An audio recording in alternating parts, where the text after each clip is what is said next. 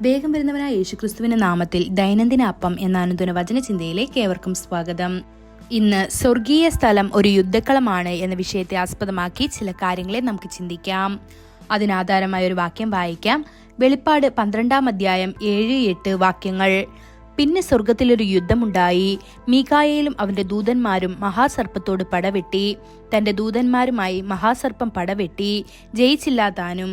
സ്വർഗത്തിൽ പിന്നെ അവരുടെ സ്ഥലം കണ്ടതുമില്ല. സ്വർഗത്തിൽ നിന്ന് പുറത്താക്കപ്പെട്ട സാത്താൻ ആകാശത്തെ തന്റെ വാസസ്ഥലമാക്കി.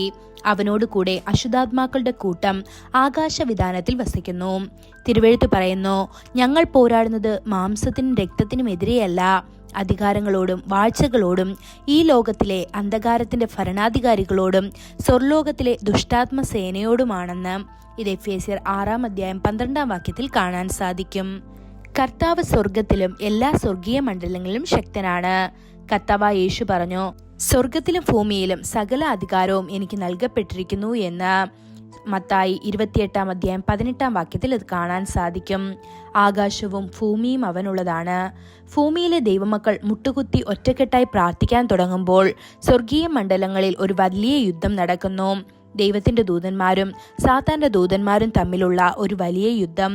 നിങ്ങൾ എത്രയധികം പ്രാർത്ഥിക്കുന്നുവോ അത്രയധികം നിങ്ങൾ സ്വർഗരാജ്യത്തിലെ യുദ്ധത്തിൽ വിജയിക്കും. ഇസ്രായേൽ മക്കൾ മരുഭൂമിയിലൂടെ സഞ്ചരിക്കുമ്പോൾ അമാലേക്കർ വന്ന് റെഫീദീമിൽ വെച്ച് അവരുമായി യുദ്ധം ചെയ്തത് ഉൽപ്പത്തി പുസ്തകം 17-ാം അധ്യായം 8-ാം വാക്യത്തിൽ കാണാൻ സാധിക്കും. അത് സ്വർഗീയ മണ്ഡലത്തിലെ ഒരു യുദ്ധമായതിനാൽ മോശെ സ്വർഗത്തിലേക്ക് തങ്ങളുടെ കൈ ഉയർത്തിപ്പിടിച്ചു. അങ്ങനെ മോശയുടെ കൈ ഉയർന്നിരുന്നപ്പോൾ ഇസ്രായേൽ മക്കൾ ജയിച്ചു. അവൻ കൈ താഴ്ത്തിയപ്പോൾ അമലേക്കർ ജയിച്ചു എന്ന് പുറപ്പാട് പുസ്തകം 17-ാം അധ്യായം 11-ാം വാക്യത്തിൽ കാണാൻ സാധിക്കുന്നു. പ്രാർത്ഥനാ ഭവനത്തിൽ ദൈവമക്കൾ ഉപവസിക്കുകയും പ്രാർത്ഥിക്കുകയും ചെയ്യുമ്പോൾ സ്വർഗീയ മണ്ഡലത്തിൽ യുദ്ധം ആരംഭിക്കുന്നു. ദൈവത്തിന്റെ ദൂതന്മാർ നിങ്ങളുടെ പക്ഷത്താണ്. അവർ സ്വർഗീയ സ്ഥലങ്ങളിലെ ദുഷ്ടാത്മാക്കളോട് യുദ്ധം ചെയ്യുകയും സാത്താനെ ജയിക്കുകയും ചെയ്യുന്നു. ആത്മീയ യുദ്ധത്തിൽ നിങ്ങൾ വിജയികളാകേണ്ടതിന് ദൈവവചനമായ ആത്മാവിന്റെ വാൾ എടുക്കാൻ എഫേസ്യർ 6-ാം അധ്യായം 17-ാം വാക്യത്തിൽ പറയപ്പെടുന്നു.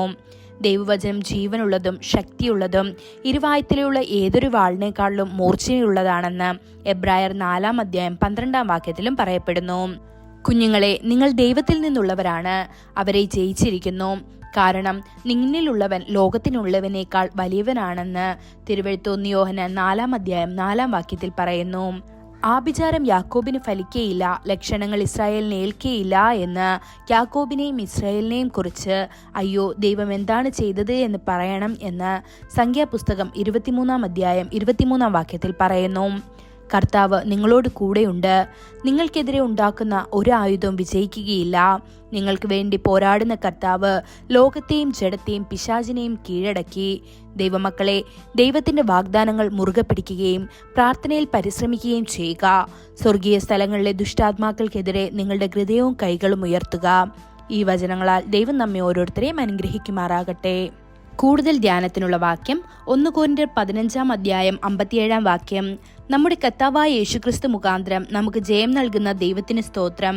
ഇന്നത്തെ ബൈബിൾ വായന രാവിലെ ഹെസ്കേൽ 35-36 അധ്യായങ്ങൾ, വൈകുന്നേരം 2 പത്രോസ് 1-ാം അധ്യായം. ആമേൻ.